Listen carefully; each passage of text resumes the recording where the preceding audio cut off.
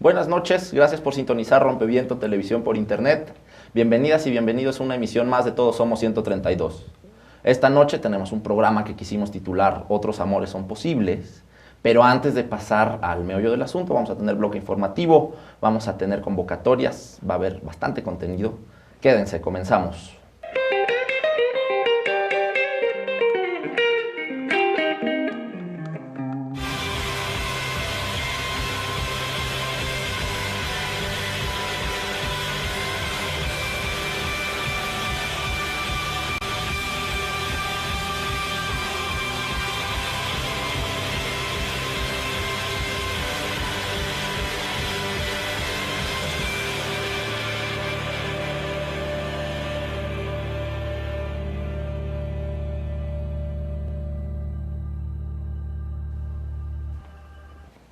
Gracias por seguir con nosotros. Esta es una nueva emisión de Todos Somos 132 por Rompeviento Televisión por Internet. Y como les comentaba hace unos segundos, vamos a empezar con el corte informativo, con el bloque informativo de lo más importante de esta semana. Queremos comentar con ustedes que los días 4, 5, 6 y 7 de febrero, un colectivo independiente de ciudadanas y ciudadanos se organizaron para hacer un ejercicio muy interesante de, podríamos llamarlo, democracia participativa o de consulta de opinión, con una consulta acerca del incremento a la tarifa del metro. Vamos a ver un video sobre de qué se trató esta consulta ciudadana.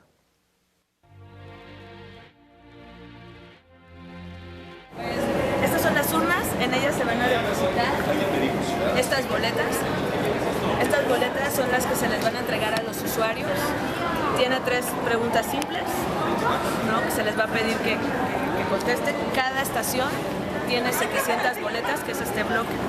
Son 36 estaciones, por lo tanto 36 urnas marcadas por cada estación. Tenemos unas hojas de registro. Lo que se va a hacer es pedirles que nos regalen su nombre, su clave de lector y su firma. Se les regresa su credencial de lector y se les marca el dedito con violeta para que no vuelvan a votar. Es necesario que sea con clave de lector porque un notario público va a validar esta consulta. Nos vemos en la necesidad de generar esas cajas a través de nuestro dinero, a través de nuestro bolsillo. Esas cajas son de cartón armadas por mismos usuarios del metro. Fueron 8 horas de trabajo para generar estas cajas. Invitamos a nuestros amigos, les dijimos que íbamos a cubrir 36 estaciones que eran tanto terminales como transbordos del sistema de transporte colectivo. Se les invitó a las personas y se fueron llenando por brigadas de 5 personas cada estación. Van a poder contestar 3 sencillas preguntas. Si se les encuestó para incrementar la tarifa del metro. La segunda pregunta, si han visto alguna mejoría con el incremento a la tarifa del metro. Y la tercera pregunta, si están de acuerdo que se incremente la tarifa del metro. El principal alcance es poder visibilizar la opinión ciudadana. Y una consulta ciudadana permite congregar todas las opiniones y conjuntar una voluntad mayoritaria. Y creemos que es evidentemente en contra del aumento. Joel Ortega hizo una encuesta, nosotros estamos haciendo una consulta. Es decir, Joel Ortega escogió de entre 5 millones de usuarios, él los escogió de manera aleatoria a 7.200 personas que respondieran 12 preguntas, entre las cuales solo una se refería al aumento y era una hipótesis. A diferencia de eso, nosotros vamos a poner la mesa o las casillas y la gente se va a acercar por su voluntad de emitir su opinión. Al momento que nosotros podamos entregar los resultados, tener los resultados a la mano junto con el notario lo que hace es dar certeza. Todo lo que vaya relacionado con la fe pública quiere decir que es algo muy complicado refutar lo que el notario diga. Entonces, bueno, pues en este video pudimos ver algo acerca de este interesante ejercicio de participación convocado desde y para la ciudadanía. Algunas notitas que pudimos tomar durante el video y de lo que hemos podido platicar con compañeros que estuvieron involucrados en el ejercicio de la consulta, ¿no? Es este contraste entre la encuesta organizada por Joel Ortega y las autoridades del metro, los directivos del metro, ¿no?, que consistió en contratar a casas encuestadoras, hacer una muestra representativa, aleatoria, una representatividad que tal vez en términos estadísticos sea válida, ¿no? Pero que a muchos de nosotras y nosotros, usuarias y usuarios, nos dejó con la sensación de, oye, realmente no me preguntaron si yo estaba dispuesto y tenía algún interés en que elevaran la tarifa del metro, ¿no? Más de 35,000 personas participamos, a mí me tocó participar en la estación de Metro Zapata, ¿no? Respondiendo esas 3 preguntas. Una, ¿alguien te consultó acerca de la consulta, acerca del incremento a la tarifa del metro? Segunda pregunta, ¿has notado alguna mejora en el servicio a raíz de la consulta, del incremento a la tarifa? Y tercera, que si estamos de acuerdo o no en el aumento, ¿no? Estas más de 35,000 opiniones, ¿no?, debidamente registradas con credencial de lector, ¿no?, y con firma, están siendo procesadas en el local del Sindicato Independiente de Trabajadores de la UAM, en el SITUAM, y pronto tendremos los resultados oficiales.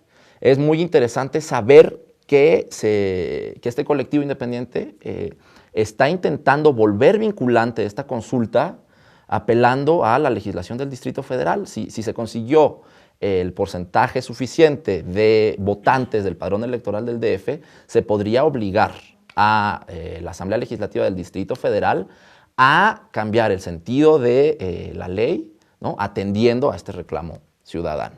Entonces, no perdamos de vista un ejercicio, más de 200 voluntarios, ¿no?, durante 4 jornadas, más las que están ahorita contando, ¿no?, un ejercicio importante, ¿no?, de participación democrática, que muchas veces se trata de eso, ¿no?, mejorar nuestra experiencia como ciudadanos y habitantes y constructores de la ciudad, no solo elementos pasivos con los que pueden jugar a lo que se les dé la gana.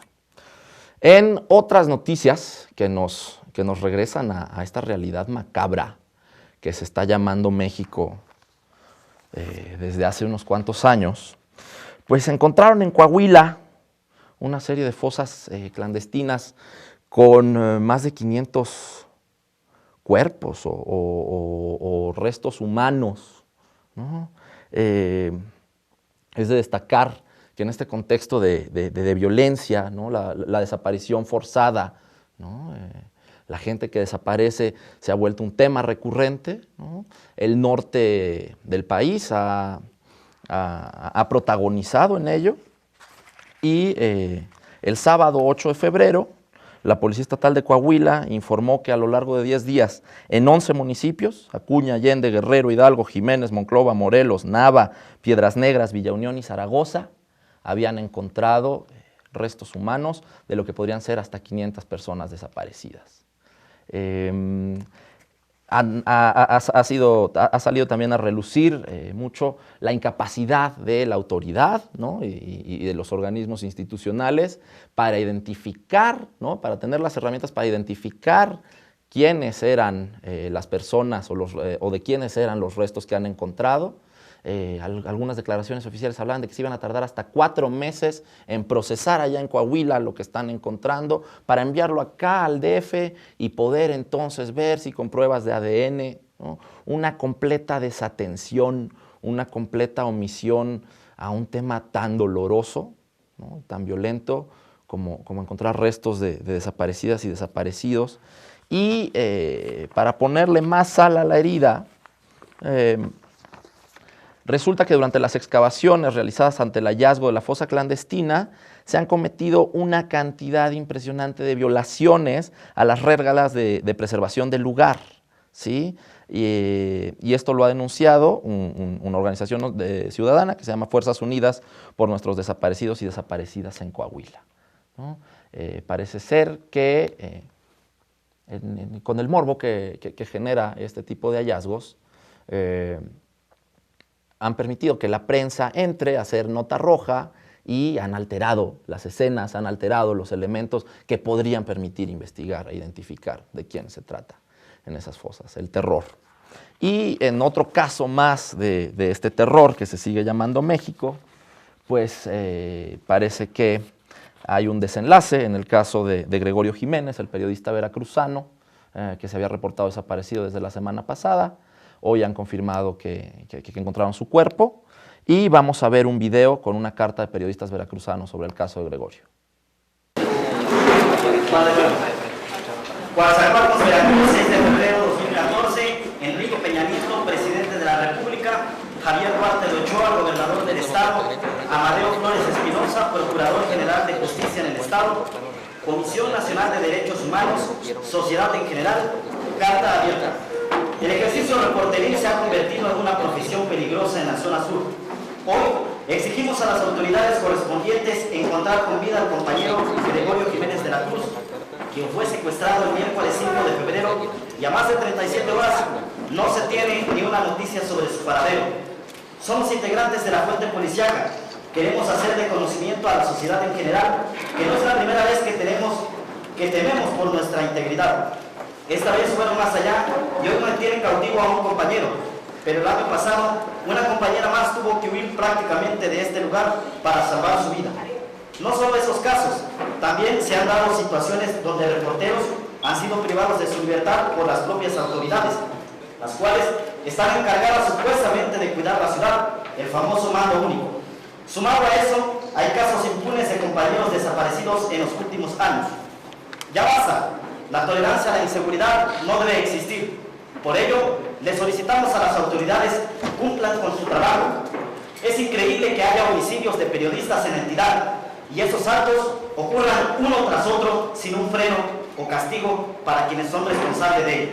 Necesitamos seguridad, que nos garanticen que podemos realizar nuestro ejercicio como reporteros. Somos empleados, muchos de nosotros incluso sin seguridad social. Pero sumado a eso, lo más importante hoy por hoy es que encuentren con vida a nuestro compañero Gregorio Jiménez de la Cruz. Ante ello, le solicitamos al gobernador del Estado, Javier Duarte de Ochoa, y al procurador de justicia del Estado, Amadeo Flores Espinosa, y esperamos que no solo estén a consideración estas peticiones, sino que se lleven a cabo porque realmente no escapan de sus posibilidades. Los siguientes puntos. 1. Que de manera inmediata se entreguen resultados puntuales a la familia del señor Gregorio Jiménez de la Cruz sobre la investigación y su avance hasta el momento, ya que ellos han manifestado desconocer lo que sucede. 2. Ayuda psicológica y económica a la familia del señor Gregorio Jiménez de la Cruz, ya que él era la única persona que proveía económicamente ese hogar. Además, se solicita se les brinde seguridad y asesoría jurídica. 3. Que en verdad se realice el operativo de búsqueda del compañero, porque claramente habitantes de Villallende no han visto interés de las autoridades para dar con el paradero del reportero. 4. Garantizar la seguridad de los reporteros de la fuente policíaca en el ejercicio de su labor. Lo queremos vivo. Atentamente, reporteros de la fuente policíaca de la zona sur. Pues la noticia es terrible. Este martes 11 de febrero, la Policía Estatal de Veracruz reportó el hallazgo del cuerpo sin vida de Gregorio Jiménez, junto con otros cuerpos en el municipio de Las Choapas, ¿no? en una serie de fosas clandestinas. El caso ha motivado a una fuerte movilización de periodistas y de sociedad civil, y no es para menos. Durante la administración del gobernador o el desgobernador Duarte, han habido, según reporta Monero Rapé, desplazado por la violencia y por la amenaza contra el ejercicio de la libertad de expresión en Veracruz, 10 periodistas asesinadas y asesinados. Hemos hecho, con ayuda de nuestros amigos de Más de 131, hemos recopilado 8 nombres que me voy a permitir leer porque no podemos permitir que se olvide esto. Miguel Ángel López Velasco, Misael López Solana, Noel López Holguín, Yolanda Ortiz, Regina Martínez, Gabriel Ugre o Hughes, Guillermo Luna, Esteban Rodríguez, Goyo. Faltan 2 más. ¿Y de qué se está tratando, ¿no? Este gobernador que incluso estaba criminalizando la libertad de expresión en Twitter, ¿no? Está viendo una omisión, está viendo una mordaza contra el ejercicio del periodismo y la libertad de expresión en Veracruz. Esto es terrible, esto indigna. En estos momentos, martes 11 de febrero, había una concentración con velas y flores afuera de la representación de Veracruz en el Distrito Federal, y creo que es un tema que como sociedad no podemos dejar de lado, no podemos dejar que nos callen la boca con miedo. Aquí queda esto, y antes de irnos a comercial vamos a ver una convocatoria a la que nos invitan nuestros compañeros del Frente Audiovisual de Artistas Aliados.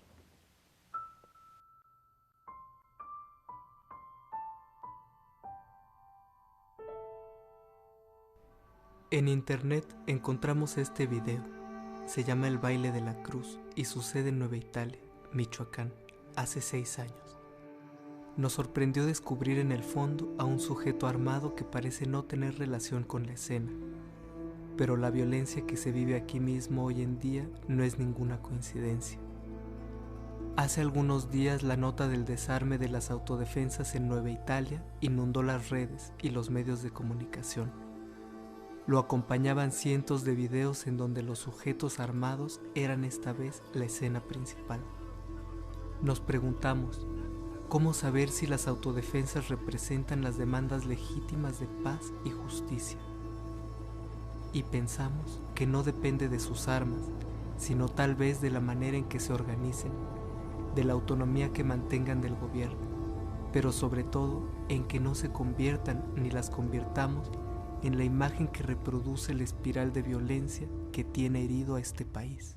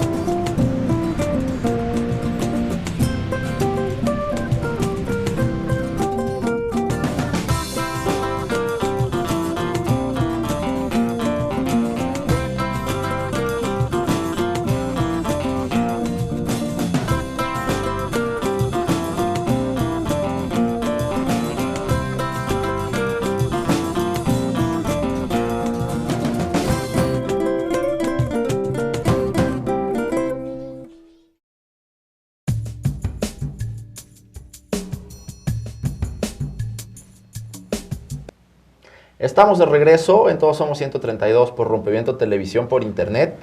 Ya pueden ver la mega sorpresa que tenemos preparada.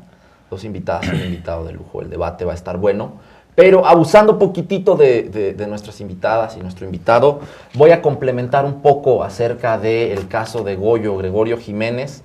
Hay, según reportan las autoridades judiciales de Veracruz, 4 personas detenidas a raíz del hallazgo del cuerpo, y entre ellas está Teresa de Jesús Hernández Cruz, dueña del bar El Mamey, sobre el que Gregorio había reportado casos de trata y casos de asesinatos ahí, y se sospecha que pudiera ser la autora intelectual del asesinato. No hay que quitar el dedo del renglón, que no nos den chivos expiatorios o chivas expiatorias, ¿no? Y que no nos callen la boca. Ahora pasamos de lo macabro a un tema que nos han dado muchas ganas de tratar en Todos Somos 132, y es el tema del amor y la creencia que tenemos de que otro amor es posible.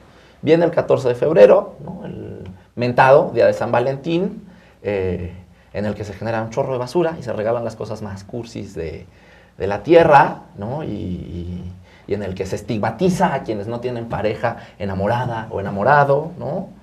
Y queremos discutir acerca de otras formas de amor que son posibles.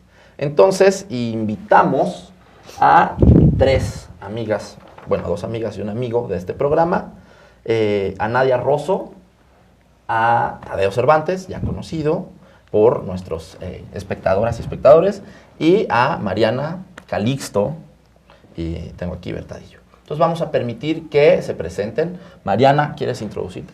Pues ya que... Ni modo. Pues mi nombre es Mariana Calixto Bertadillo. Mariana C. Bertadillo para los cuates en Facebook. Pertenezco a la colectiva Las Hijas del Maíz, que llevamos un año trabajando específicamente con derechos sexuales de mujeres lesbianas y bisexuales.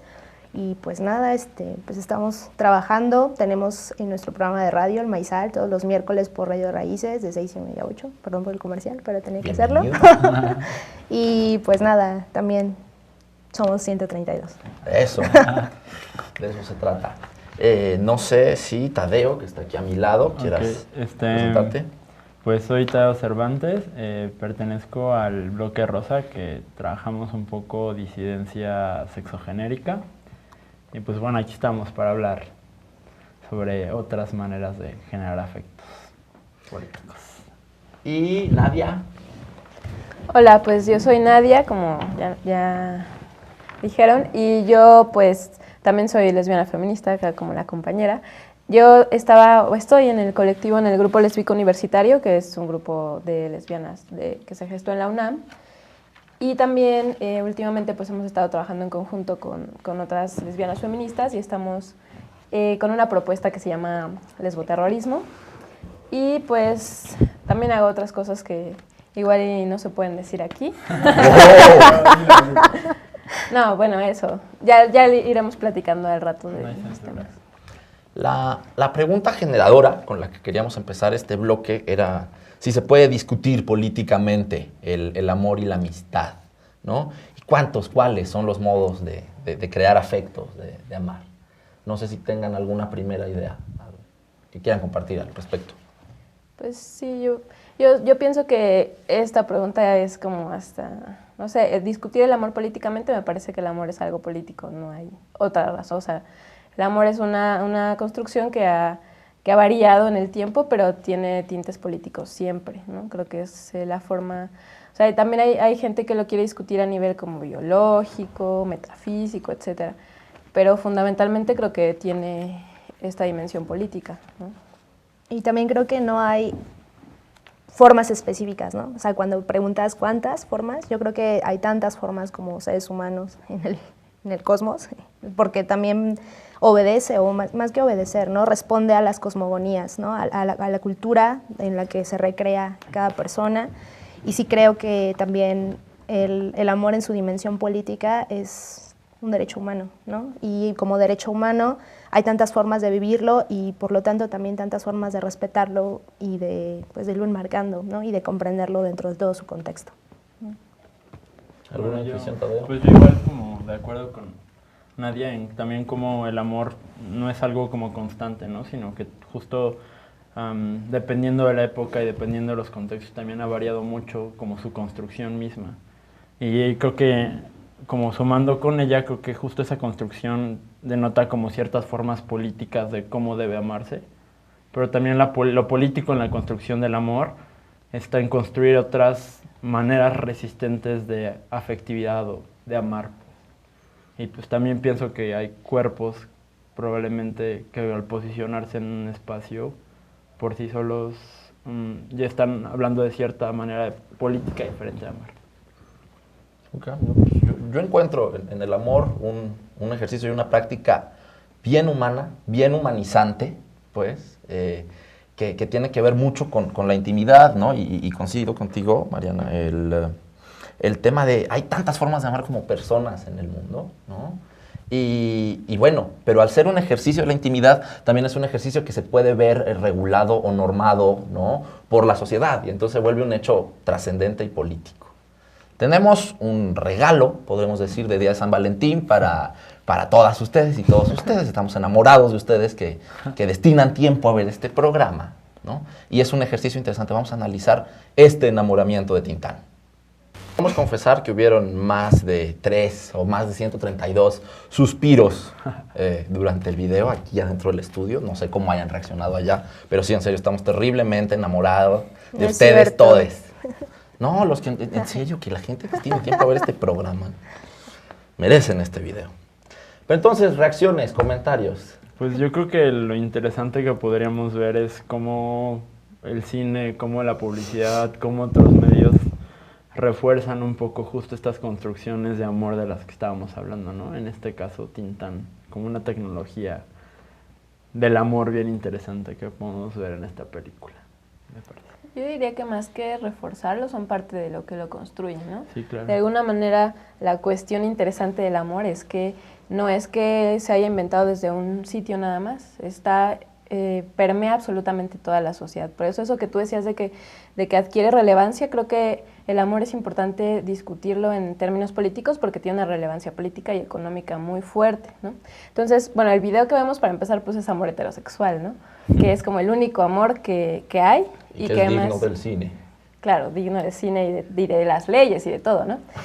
Y entonces ese amor heterosexual además está marcado por pautas súper claras, ¿no? O sea, cada quien tiene un rol muy definido que aquí pues está bastante exacerbado, ¿no?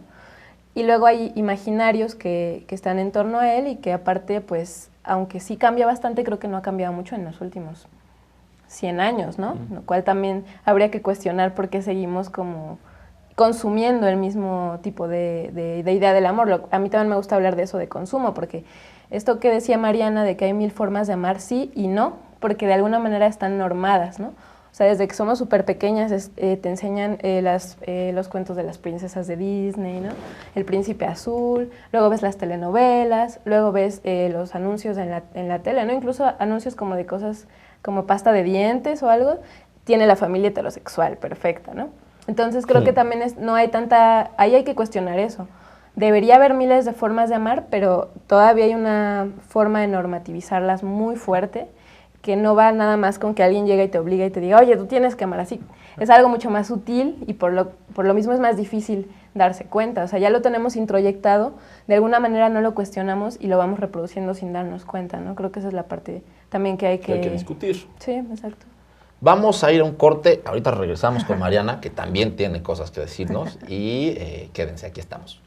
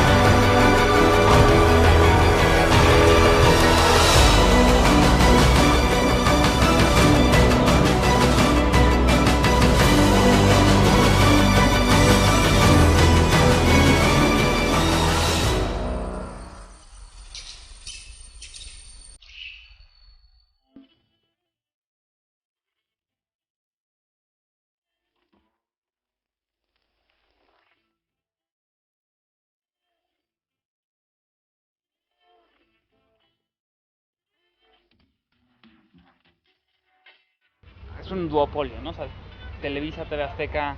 Pura televisión basura. La verdad yo no creo en los medios de comunicación nacionales, la cadena nacional. Están totalmente invadidos de por ejemplo, los políticos. Lo que quieren que sepa se sabe, lo que no, no.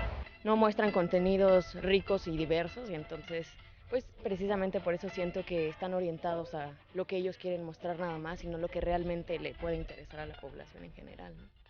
Están manipulados hasta los noticieros, todos los reporteros ya están comprados por algún partido político. Todo lo que pasa en televisión es mentira. Hay que decir la verdad. Rompeviento. Rompeviento. ¿Rompe qué? Pues algo que transgrede, ¿no? Romper esquemas, ¿no? Ir a la contra. No sé, ir a la contra del viento, de la corriente. Pues es que hay muchos significados, ¿no? Puede ser pues, rompevientos, pues. Es aire en movimiento. Pues algo que corta el aire, ¿no? A ver. Explíqueme.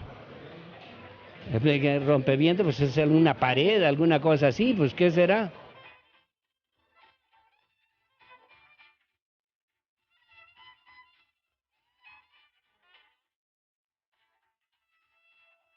Yo diría que en todas sus dimensiones el EZ es un contrapeso y que quizá en este momento es particularmente significativo por esta representación simbólica que tiene el zapatismo como una propuesta de carácter ético-política que sí se contrapone en lo que se está convirtiendo la política institucional en el país y en el mundo.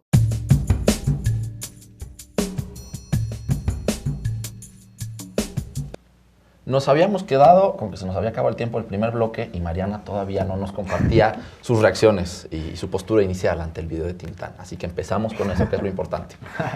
Pues sí, estoy de acuerdo con un poco con lo que dice Nadia, ¿no? Pero retomando también esta parte de los estereotipos, ¿no? Lo que hablaba Tadeo, sí me parece también que habría que pues analizar un poco los contenidos y no solo en términos de cine, ¿no? Sino a mí me pega últimamente mucho cómo las canciones están hechas justamente para eso, ¿no? Pero también me pregunto, o bueno, es como una onda pues, de reflexión, ¿qué es primero? El que te pegue una canción, ¿no? Que habla de amor o desamor y que te desgarres las vestiduras, o que creas en ello, ¿no? Porque para que te pegue se tiene que afianzar primero una parte de ti que está siendo interpelada por esa parte. Entonces, me parece que dentro de este contexto y este discurso, pues, valdrá la pena analizar que también, si bien los marcos de referencia son como muy concretos y muy poquitos, ¿no? Amor heterosexual de tal manera, respondiendo también a estos roles de género, ¿no?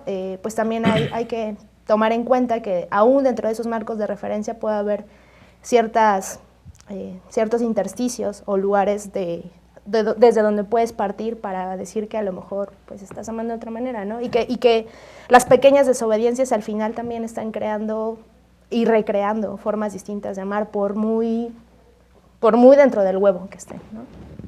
Entonces, pues no sé, esa sería como mi postura.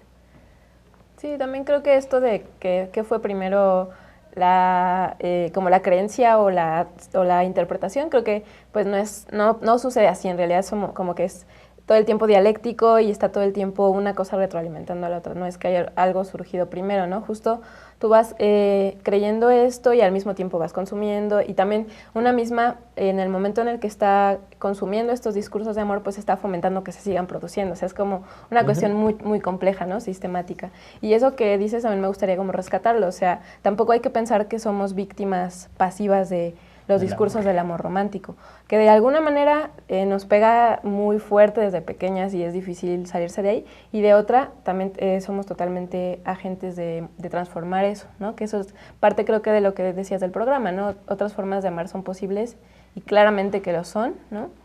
Pero sí hay que estar como en una resistencia justamente, porque no es sencillo salirse de este esquema, porque justo creo que es un sistema, ¿no? No es como el amor romántico nos lo imponen en el cine o en las leyes. Y por lo tanto el ejercicio de ese amor romántico ya es que eres víctima de esa imposición, ¿no? Sí, claro. Y no puedes asumir eso tampoco. Claro, y sí es peligroso, creo que en ese sentido, asumirte como víctima del amor romántico, porque el hecho de asumirte como víctima no te permite agenciar, ¿no? Justo otro tipo de resistencia. Claro. Y bueno, justo también dentro de estos modelos violentos que te imponen, que el amor solo se vale dentro de estos límites y dentro de estos convenios que te enseñan, que te educan, que te refuerzan a través de fenómenos como el cine, como la tele, como las canciones, como tal, ¿no? A un hombre homosexual no le está permitido amar, ¿no? Porque él es una máquina de lujuria que solo sabe, ¿no?, tener sexo, ¿no? Y entonces también estas tragedias que nos venden y que no tenemos por qué asumir en nuestras biografías o por qué confirmar, ¿no?, y reproducir en nuestras biografías. Cada quien tiene derecho a amar como quiera y como con quien esté amando le respete, ¿no? Tenemos entonces un pie para pasar al siguiente tema del que queremos hablar, que son las formas sanas y las formas violentas de amar, ¿no? El amor, la violencia normalizada en las relaciones típicas de amor. Entonces vamos a escuchar a Eduardo Galeano, que tiene en un minuto cosas que plantearnos. Vamos a video. Hay criminales que proclaman tan campantes: la maté porque era mía. Así nomás, como si fuera cosa de sentido común y justo de toda justicia el derecho de propiedad privada que hace al hombre dueño de la mujer. Pero ninguno, ni el más macho de los supermachos tiene la valentía de confesar: la maté por miedo. Porque, al fin y al cabo, el miedo de la mujer a la violencia del hombre es el espejo del miedo del hombre a la mujer sin. Entonces, ¿quién lanza la primera piedra? Piedras. No, ya. Piedras, por favor, arroje. Bueno, es que creo que ahí es un tema muy espinoso, muy doloroso para mí al menos, porque está hablando de feminicidio, ¿no? Creo que eso es algo que yo he trabajado mucho y que he reflexionado y he pensado mucho, porque en el momento en el que el feminicidio está siendo impulsado por el amor, me parece que estamos en una situación bastante jodida, ¿no? Y yo también pues cuestiono mucho esta cuestión de decir, a ver, el amor romántico, que es el que conocemos y que además está unido con el patriarcado, con esta cuestión de dominación, etcétera, yo creo que esta idea de amor romántico refuerza muchísimo esta permanencia de la violencia hacia las mujeres, del feminicidio, claro, en su caso más extremo, ¿no? Entonces, me parece que está planteando este video que vimos una cuestión súper grave y que es como el límite de decir, a ver, este amor que estamos consumiendo está fomentando el feminicidio, ¿no? Que es como llegar a un extremo bastante grave, ¿no? Y creo que tiene que ver también con esta construcción que va toda junta, ¿no? Volviendo a lo del sistema, o sea, no está separado, ¿no? El amor también se define desde la heterosexualidad siempre. Por eso también hay un poco esta cuestión de los homosexuales, las lesbianas, etcétera, no pueden amar. No conocen el amor, no pueden conocer el amor. Sí, eso es otra cosa, porque el amor es heterosexual, ¿no? Y porque además es natural, ¿no? Podría ser sí, eso es otra. Pero el amor sí es heterosexual. O sea, como construcción de amor romántico, el amor es heterosexual, ¿no? Claro, o sea, claro, y entonces ahí está el peligro de decir, como este amor es heterosexual, ya está ahí construido, para acceder a él, pues vamos un poco a imitarlo, ¿no? Que es eso que pasa también en muchas relaciones entre personas del mismo sexo, que de pronto tienen una relación de amor heterosexual, aunque sean personas del mismo sexo, ¿no? Porque hay una cuestión de roles, ¿no? Esta onda de quién es activo y quién es pasivo, que luego hasta la usan en las mujeres, que a mí me hace muy chistoso, ¿no? ¿Quién es la activa y quién es la pasiva? Yo así de... En el mejor de los casos, cuando no te pregunten quién es el hombre y quién es la mujer. Exactamente, sí. Claro. Entonces hay esta onda como de emulación, de decir, y también, o sea, no estoy tampoco culpando totalmente como a las lesbianas y los gays, sino que no hay otros referentes precisamente. Entonces, nuestra idea de amor es este amor romántico, burgués además, ¿no? Claro. Y heterosexual. Entonces, si no tenemos eso, ¿qué hacemos? ¿No? Es como un vacío que puede ser horrible o maravilloso también, porque es como no hay nada, pues hazlo como tú quieras, ¿no? A mí me parece que esa es una como de las propuestas que ha habido desde la disidencia sexual y amorosa, decir, no hay nada, pues construimos desde cero, y eso es como en bastante libertad, ¿no? Decir, pues ya todo lo mandamos así al diablo y desde cero construimos como nos guste, ¿no? O sea, en una libertad que a veces puede causar vértigo, pero también puede ser muy divertida, ¿no? Amores disidentes, bienvenidos.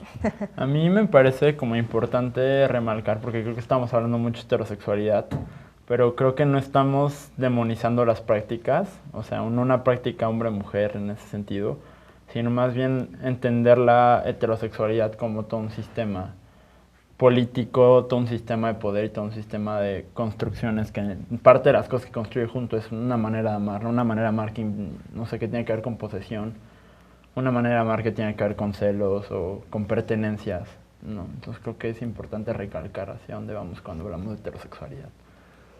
Pues sí, solo también decir, ¿no? que sí, en efecto, creo que la parte de la disidencia sexual es, no sé, no me gustaría llamarlo tampoco un marco de referencia, ¿no? Porque justamente creo que lo que se está proponiendo en términos actuales o en el debate que está sobre la mesa es que pues eso, que no hay por qué normar, ¿no? Y que creo que también los puntos de fuga y las formas que está, desde donde se está aprendiendo, es algo nuevo, ¿no? También no me parece que eso haya sido, o que haya sido planteado al menos en los últimos años, sino hasta ahora, porque incluso dentro del mismo debate de la disidencia sexual, pues estaba el plano de, y qué tanto se está innovando, o qué tanto seguimos reproduciendo, porque además es esto, ¿no?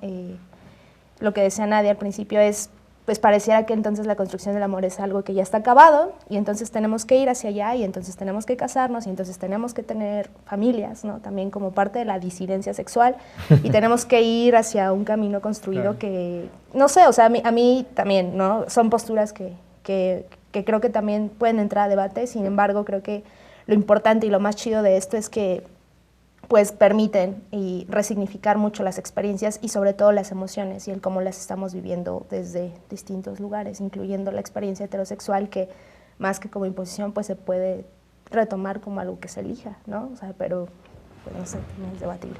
Claro, estos temas nos trascienden, nos rebasan. Contexto social, ¿no? La mirada y lo permitido está súper estricto, ¿no? En términos de regulación, en términos de normatividad, ¿no?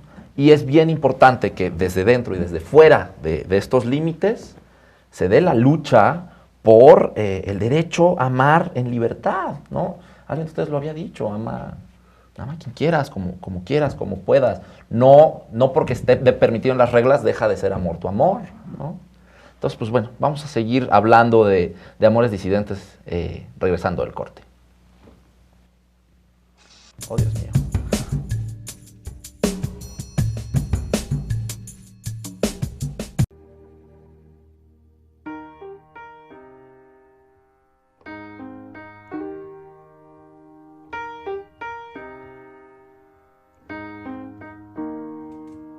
When I was in the 3rd grade, I thought that I was gay, cause I could draw. My uncle was, and I kept my room straight. I told my mom, tears rushing down my face. She's like, Ben, you've loved girls since before pre-K. Tripping. Yeah, I guess she had a point, didn't she? Bunch of stereotypes all in my head. I remember doing the math, like, yeah, I'm good at Little League. A preconceived idea of what it all meant. But those that like the same sex have the characteristics. The right-wing conservatives think it's a decision, and you can be cured with some treatment and religion. Man-made rewiring of a predisposition, playing God.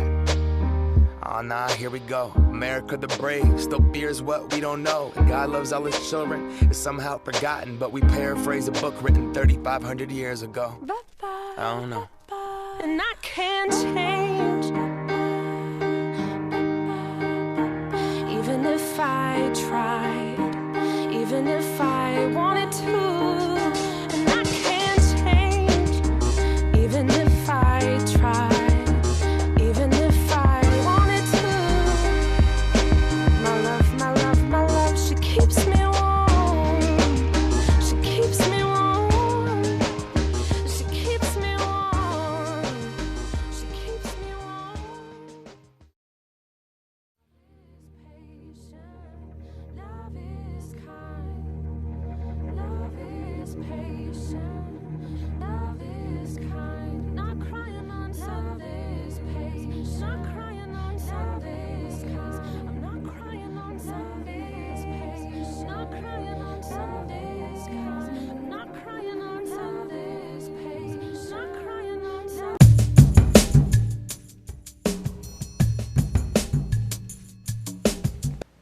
Volvimos, hubo otra sorpresita de comercial, luego nos dirán qué les pareció.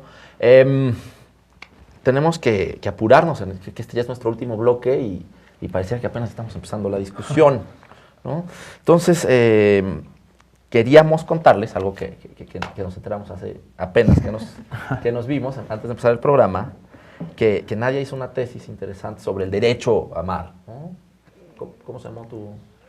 Pues no sé, no creo que la tesis sea como sobre el derecho a amar. Era una tesis que analizó el discurso de los diputados, porque todos eran hombres, varones, y era pues analizar los argumentos que usaban para intentar que no pasara esta reforma que iba a permitir el matrimonio entre personas del mismo sexo, ¿no? Entonces, bueno, sí salió el tema del amor, lo cual está interesante porque también leyendo en la tesis, pues esta vinculación del matrimonio con el amor es bastante nueva, ¿no? O sea, el matrimonio siempre fue un contrato económico. Civil. De intercambio, sobre todo, que hay una frase muy fuerte que dice esto, el matrimonio no es un intercambio entre un hombre y una mujer en el que se dan cosas, es un intercambio entre dos hombres en el que la mujer es una de las cosas que se intercambian, ¿no? Y esto, pues, ese es el origen de nuestro sacrosanto matrimonio, que también queremos reivindicar desde, bueno, quieren, ¿no? Para ser más exacta. Pero creo que fue interesante, ¿no? Eso, o sea, esta cuestión de que decían los diputados, pues, que eso no era amor y que había otra ley distinta porque es un amor distinto y etcétera, pues a mí también me provocó bastantes reflexiones, ¿no? Porque yo sí tengo claro que el matrimonio, en el momento en el que se empezó a exigir como derecho, cuando había un movimiento homosexual y que estaba más o menos unido con el movimiento lésbico, se empezó a exigir y tenía razones muy válidas y muy legítimas, que era precisamente que había muchas parejas que tenían años de cohabitación, de vivir juntas, de construir esto que se conoce como un patrimonio, etcétera, que entonces una de las dos moría, que también empezó por la pandemia del VIH y el SIDA, y entonces la otra pareja se quedaba absolutamente sin nada, porque no había nada que la protegiera a nivel jurídico, ¿no? Y no aquí, había un vínculo legal. Legal, claro, porque tenía que estar reconocido por el Estado. Entonces fue así como de, oye, esto es muy injusto, ¿no? Y fue curioso porque fue una ruptura entre el movimiento homosexual y lésbico, que venía siendo muy radical, que estaba unido con el socialismo, con el anarquismo, que decían así, al diablo no queremos sus instituciones, y de pronto como Entre ellas la familia heterosexual. Exactamente, ¿no? Pero claro, en la práctica sí había parejas que formaban familias, ¿no? O sea, esto de las familias homoparentales tampoco es algo nuevo, ¿no? Nadie había tenido que pedir permiso para tener hijas e hijos, ¿no? Entonces creo que tiene esta parte como muy práctica, que resolvía problemas en lo práctico para ciertas parejas, y después está la cuestión simbólica, que creo que para muchas personas el matrimonio le pesa más la cuestión simbólica que la legal realmente, ¿no? Y si nos vamos también a lo legal, pues ahí hay otro tema interesante, que es por qué solamente, si queremos legitimar mediante este contrato, que tiene orígenes aparte súper opresivos para las mujeres, sobre todo, ¿por qué queremos legitimarla? ¿Y por qué no podemos tener esos mismos derechos sin tener que meternos en esa institución, ¿no? Entonces, esta también es una crítica que se ha hecho desde la que sí se llama disidencia amorosa, ¿no? Está como estas cuestiones del contramor y del poliamor y etcétera, ¿no? Entonces, fue como esta cuestión de, a ver, o sea, tenemos de verdad que tener una vida en pareja y que la legitime el Estado para poder tener estos derechos, pues eso no está chido, ¿no? Entonces ahí está como la doble discusión con respecto al matrimonio, que no me parece que sea tan sencilla como decir, el matrimonio es una porquería, entonces no lo queremos, porque hay parejas en las que de facto sí les resolvía situaciones, ¿no? Entonces creo que hay que criticarlo, por supuesto, eventualmente sería maravilloso que desapareciera, que no necesitáramos ese contrato para tener esos derechos, ¿no?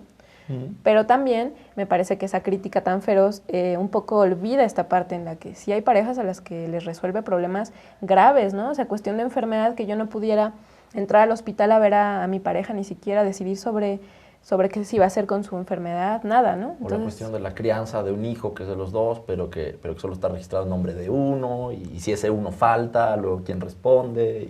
Sí, exactamente. Y que claro, volvemos también a que solamente resuelve problemas dentro de ese esquema. Claro. ¿No?